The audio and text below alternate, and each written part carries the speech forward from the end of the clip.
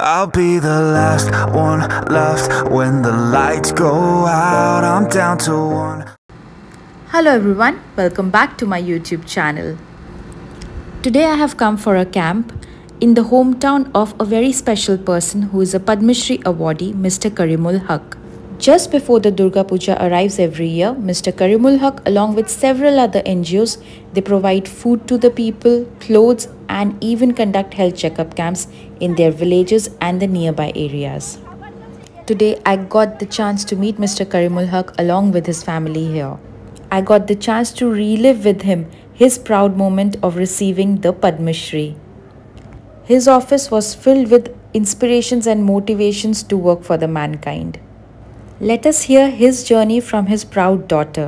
আমরা চার ভাই বোন ছিলাম আর বাবা একটা বাগানে কাজ করত ওইখানে 5000 টাকা করে পাইতো তারপর ওখানে 5000 টাকা সংসার আর কি 5000 না তখন মানে আরো কম পাইতো একদম কম 2000 না কত ওই মাকে দিত 1000 টাকা আর 1000 টাকা লোকের জন্য রাখতো কাকে কি সাহায্য করতে লাগবে এই নিয়ে মা অনেক কষ্ট করে সংসার চালাতো আমাদের জমি আছে ওই জমি থেকে ধান টান তুলে এভাবে সবজি টুবজি মাস 2 টাকা দিয়ে নিয়ে আসতো ওরকম করে মা চালাইতো সংসারটা আর বাবা লোকের পিছনেই থাকতো সবসময় মা কিছু বলে না লোকের ভালো কাজ করে এই জন্য কিছু বলে না অনেক টাকা খরচা হয় পয়সা দিতে পারে না লোকও দিতে পারে না তারপর লোনের উপরে একটা বাইক কিনলো বাইকটি কিনলো যখন লোক হাসাহাসি করে এটাকে অ্যাম্বুলেন্স বানাইলো লোক হাসে যে এটা কেমন বাইক সবাই গ্রামের লোক তো আরও বেশি হাসতো বাবা ওদের কথা না করে বাবার কাজ চালায় ওইটাতে করে পেশেন্টগুলোকে নিয়ে যায় নিয়ে আসে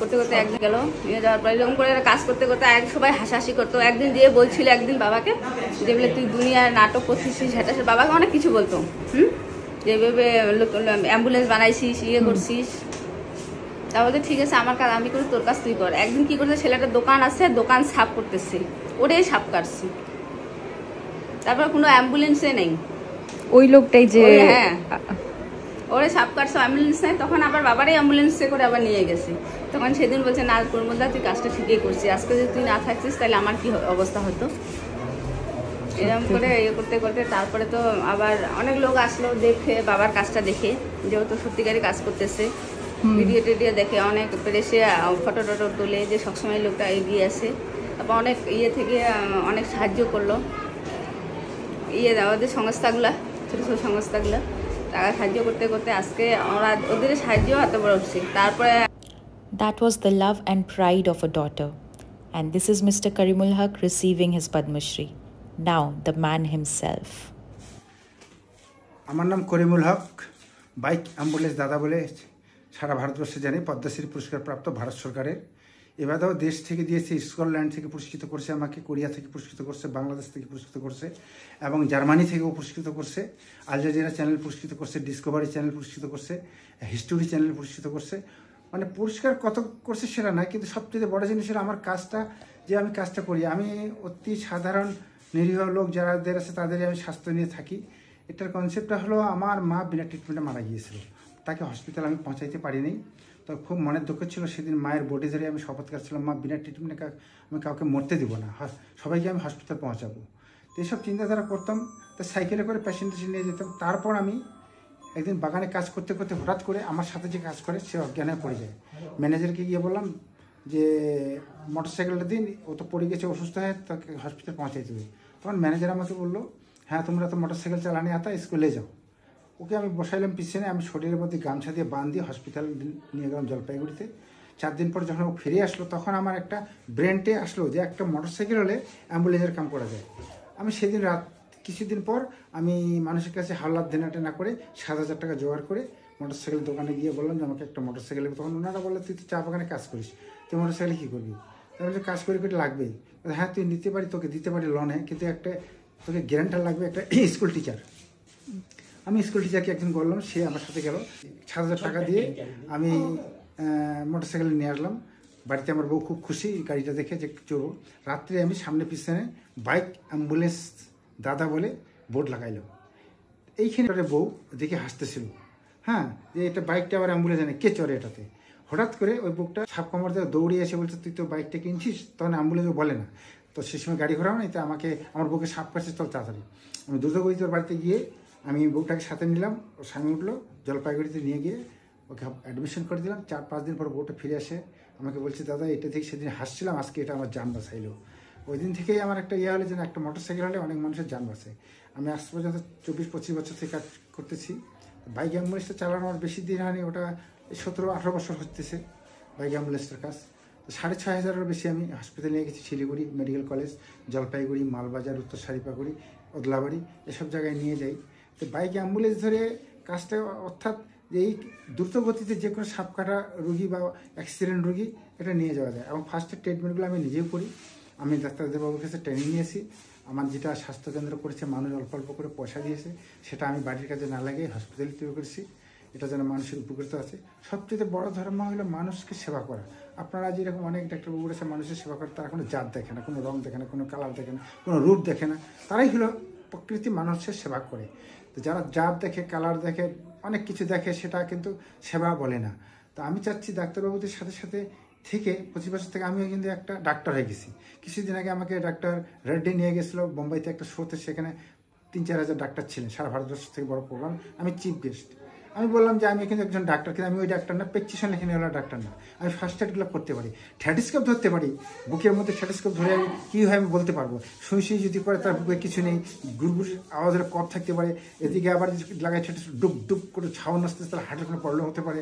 একজন ডাক্তার বলতেছে তুমি তো ডাক্তারই হয়ে গেছো। তারপর আমি বললাম যে দেখুন, কোথাও যদি অ্যাক্সিডেন্ট হয়ে যায়, একটা যদি সীসা একটা ঢুকে গেছে ভিতরে, ব্লাড বাইর হয় নাই, ওটা যদি আমি টান দিয়ে দিই তাহলে ব্লাডটা বাইর হতে পারে, কারণ সেল ব্লাড টুকরা হয়ে গিয়ে আটকে আছে ওখানে, তার জন্য ব্লাডটা বাইরে নেই। তো আমি সঙ্গে সঙ্গে আমি সার্জনের কাছে নিয়ে যাবো। এসব কাজ করি। তো কাজ করতে করতে স্বাস্থ্য নিয়ে কাজ করি, তাতে অনেক পরিচিতি হয়ে গেছে। কারণ বর্তমান আমি যেটা দেখতেছি, সামাজিক কিছু কাজ করতে হয়।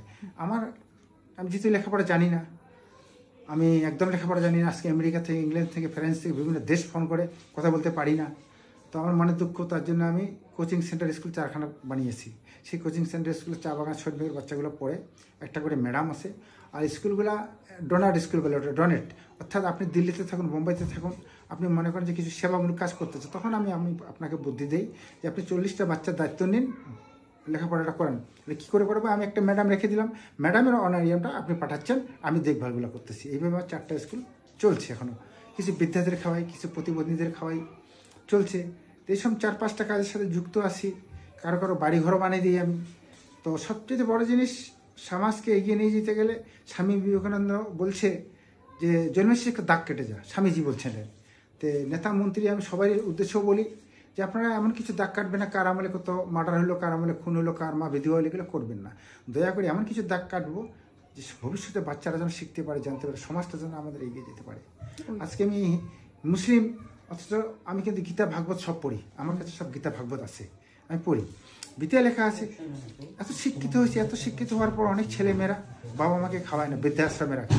এটা কি সমাজ? না, কোনো এটা কোনো সমাজেই না। তাই বৃদ্ধা মা বাবাদের খাওয়াইতে হবে, দেখভাল করতে হবে। ওই জন্য লেখাই আছে যে বৃদ্ধাং সর্বত্র পুচ্ছতে মাতা পিতা সর্বত্র পূজ্যতে নাম যজ্ঞই সর্বত্র সত্য দেব দেবতা সর্বশক্তি রূপে নমস্ত নাম নামে শান্তি। এটা হলো মা বাবাকে শ্রদ্ধা ভক্তি করবে, তারপর তুমি দেবদেবের কাছে যাও, নামাজ পড়তে যাও। এবং মানব জাতির জন্য বই হয়েছে, যেটা প্যাঙ্গুইন থেকে পাবলিশার করছে, বাইক অ্যাম্বুলেন্স দাদা বুক, অ্যামাজন ফ্লিপকার্টে পাওয়া যায়। এটা বাইক অ্যাম্বুলেন্স দাদা বুক। এই যে কেরালা ভাষায় আমার বুক লেখছে। হ্যাঁ, আচ্ছা, আপনাকে বললাম আমি গীতা পড়ি, আমি গীতা আমার কাছে থাকে। গীতাটা দিচ্ছে শ্রীকৃষ্ণ ভগবান অর্জুনকে মানব জাতির কল্যাণের জন্য। এটা কোনো হিন্দু, মুসলিম, খ্রিস্টান মধ্যে লেখাটা নাই। এখানে যা দেখলাম এটা লিখেছে মানব জাতির জন্য, মানবের জন্য জ্ঞান হয়। এই জ্ঞানটা হলে দেশকে ভালোবাসবে, সমাজকে ভালোবাসবে, মা বাবাকে ভক্তি সজ্জা করবে। কিন্তু আজকালকার ছেলেমেয়েরা মা বাবা এত সুন্দর করে তৈরি করার পরও তারা যেন কেন মা বাবা থেকে আলাদা হয়ে যাচ্ছে বিয়ের পরে বা কোনো কিছু পরে। অনেক মা বাবা কিন্তু বৃদ্ধাশ্রমে আছে। এটা আমি চাই না যে মা বাবার বৃদ্ধাশ্রমে থাকুক, মা বাবাকে সাথে নিয়েই আমার যা হবে। তাই চরণে জানে মরণের ঠাই, যাহা মন তাহা যায়। আপনারা অনেক দূর থেকে আসছেন, পাটাই জানবে কে কোথায় মারা যাবে, আমি যাবো কোথায় কে মারা যাবে, পাটাই জানে। তাই আমি বলি যে নফরতকে দুনিয়া ছোড়কে যখন পেয়ার কা দুনিয়া যাবো, ওই পেয়ার যে প্লেনটাতে আমরা উঠবো, সেই প্লেনটা যখন উঠবো, ওই প্লেনে আমরা যাত্রীবাহী হয়ে যাবো, ফিরে আর এই পৃথিবীতে আসবো না। অন্তিম যাত্রা এই প্লেনটা, তাই না? তো আমি মনে করি পৃথিবীতে যারা আসছে ওরাও চলে গেছে, আমরাও চলে যাব। এমন একটা কিছু দাগ কেটে যাই, তারা যেন সমাজের কাজে এগিয়ে আসে। ইতিহাস তৈরি করতে হবে, ইতিহাস বানাইতে হবে। তাই না? যারা ইতিহাস গড়ে গেছে সেটা লেখাপড়া করে তো আমরা আজকে শিক্ষিত হয়েছি। আমরাও যেন কিছু ইতিহাস তৈরি করতে পারি, আমার যে পূর্বজন্ম যারা উঠবে তারা যেন জানতে পারে যে সমাজে এই কাজটা করাটা ভালো, তাই না? দেখে না, রোগটা দেখে কিন্তু ওষুধটা দেয়, তাই না? তো সেরূপেই কিন্তু আমি বলতে চাই যে সেবার মধ্যে দিয়ে যে কাজটা আমি করতেছি, আজকের দেশে প্রধানমন্ত্রী থেকে ধরে রাষ্ট্রপতি, বিরাট কোহলি, অমিতাভ বচ্চন, সোনু সুদ, রেহা কাক্কার, সবাই আমাকে চিনে, সবাই আমাকে আমার গলা ধরে ছবি তুলে। কেন তুলতেছে? আমার কাজটা খুব মহঙ্গা, মানে আমার কাজটা কেউ করতে চাচ্ছে না মনে হয়, তার জন্য আজকে দেশ বিদেশে এত অ্যাওয়ার্ড। কেন এত অ্যাওয়ার্ড? কিসের? বিএসএফ, মানে বিভিন্ন দেশের বিভিন্ন মানুষ আজকে আমার সাথে আজকে এত অ্যাওয়ার্ড দিচ্ছে। এই অ্যাওয়ার্ডটা কেন দিচ্ছে? কী কাজ আমি করি না? লেখাপড়া জানি? এই কাজ করতে গেলে আবেগ আর বিবেক লাগে, মানুষত্ব জ্ঞান লাগে, তাহলে এই কাজ করা যায়। আমি ফুটবল প্লেয়ার নই, আমি ক্রিকেট খেলার প্লেয়ার নেই। এই অ্যাওয়ার্ডগুলো কিন্তু মানুষত্ব জ্ঞানের অ্যাওয়ার্ড। হ্যাঁ, দেওয়ার শক্তি দিয়ে অ্যাওয়ার্ড পাওয়া যায় না। প্লেয়াররা যেমন দেওয়ার শক্তি দিয়ে, ব্রেন দিয়ে, তাগত দিয়ে ওরা চলে, রক্তকে পরিশ্রম করে অ্যাওয়ার্ড নিয়ে আসে। আমার অ্যাওয়ার্ড সেটা না। আমার অ্যাওয়ার্ড হলো বসে শান্তি ধ্যানের মধ্যে এই অ্যাওয়ার্ডটা পাওয়া যায়। তাই এই মানুষত্বটা যেন সবারই থাকে। আমি চাই যারা যারা আছে, ছেলে মেয়ে, সবাইকে বলবো, পরিশ্রমে ধন আনে, অলসে আনে দুঃখ, পাপে রোগ আনে, পুণ্যে আনে সুখ। এটা পরিশ্রম করতে হবে, পরিশ্রম না করলে হবে না। তাই আমি সবাইকে বলবো, দেশবাসীর উদ্দেশ্যে বলি, সবাইকে বলি, আপনারা মানুষত্ব জ্ঞান ফিরে আসুক। এবং সবচেয়ে আমি একজন ভারতীয় নাগরিক হিসেবে একটা কথাই বলবো যে আমাদের দেশের নাম যেন উজ্জ্বল। কেউ না কেউ অনেক প্রতিভা করে, কেউ খেল দুনিয়ায় করে, কেউ ডাক্তারিতে করে, বিভিন্নভাবে প্রতিভায় কিন্তু আমাদের দেশের নাম উজ্জ্বল হয়। কিন্তু এটা দেশের নাম এটাও উজ্জ্বল হয়েছে আমি যতটুকু করতে পেরেছি মূর্খ হয়ে, যে আমাকে তো আমেরিকা থেকে কিছু লোক চিনে, আজকে স্কটল্যান্ড থেকে তো কিছু চিনে। আজকে আমার যে ছাত্ররা আজকে স্কটল্যান্ডে খেলা হচ্ছে, হ্যাঁ, হাং হুয়াং স্যার, যেটা তাইকোন্ডো একাডেমির, উনি কিন্তু আমার এখানে ভার্চুয়ালি খেলা আমার ছাত্রদের নেবে। আমি স্কটল্যান্ড থেকেও পুরস্কৃত পেয়েছি। আজকে দেখুন এই যে কোরিয়া থেকে এইসব মেডেল, এইসব মেডেল কোরিয়া থেকে পেয়েছি আমি। এটা কোরিয়ার মেডেল, এটা কোরিয়া থেকে এসছে। দেখি অনেক অ্যাওয়ার্ড, অনেক অ্যাওয়ার্ড। অ্যাওয়ার্ডটা বড় জিনিস নেই, অ্যাওয়ার্ডটা হলো আবেগের, মানে আমার কামের কাজটার মধ্যে ওটা অ্যাকচুয়ালি কিন্তু আবেগটা বাড়ায়, যে আমি কোনো ভালো কাজ করতেছি তার জন্য আমি অ্যাওয়ার্ডটা পাচ্ছি। তাই আমি এটাই বলতে চাই, যাদের মাতা পিতা জীবিত আছে, বারবার বলছি, যাদের মাতা পিতা জীবিত আছে তারা যদি মা বাবাকে একটু মুখে হাসি ফুটায়, সে পুণ্য অর্জন করতে পারে। একটু যদি মার সাথে ইয়ার্কি করে, সেও পুণ্য অর্জন করতে পারে। যদি মা বাবা থাকে তবে একটু ধর্মগুলো কম করলে চলবে, মায়ের বাবার দিকে ধর্মটা যদি বেশি করে, বিশাল পুণ্য অর্জন করতে গেলে মানব জাতিকে লাগবে, মা বাবাকে লাগবে। তার জন্য আজকে আমি কি, আমি মুসলিম হলে আমাকে কি সব আছে, সরস্বতী ঠাকুর আছে, বুদ্ধ আছে, সব আছে, আরও আমার মন্দির অনেক আছে, আমি তো পুজো পাঠ করি। তাই আমি বলবো সবাইকে একটা কথায়, যে আমরা যেন মানুষত্ব জ্ঞানে ফিরে আসি। বেশি দিন আমরা বাঁচবো না, তাই না? রক্ত মাংসের শরীর, শুধু একটাই আছে, মা জননী, ওর উপর দিয়ে কেউ ভালোবাসে না। প্রেমিকাও যদি থাকে, একজন যদি মারা যায় 3 দিন পর কিন্তু নাকটা ঢাকা দিয়ে যাবে, গন্ধ উঠছে, এটার গন্ধ উঠছে। আজকে আমি পদ্মশ্রী, আমি হসপিটালে মারা যাই, নার্সিংহোমে মারা যাই, বাড়িতে মারা যাই, আপনি যদি খবর পান, টট করে আমার টাইটেলটা চেঞ্জ হয়ে যাবে। বডি কি গেছে ওখানে, বডি কি গেছে, তখন আমি বডি হয়ে যাবো, পদ্মশ্রী বলবে না, তাই না? জীবিত থাকতে পদ্মশ্রী, মরলেই বডি হয়ে যাবো আমি। তাই স্মৃতি সবাই খুব ভালো। Thank you. I'll be the last one left when the lights go out. I'm down to one last breath, but I can't stop now.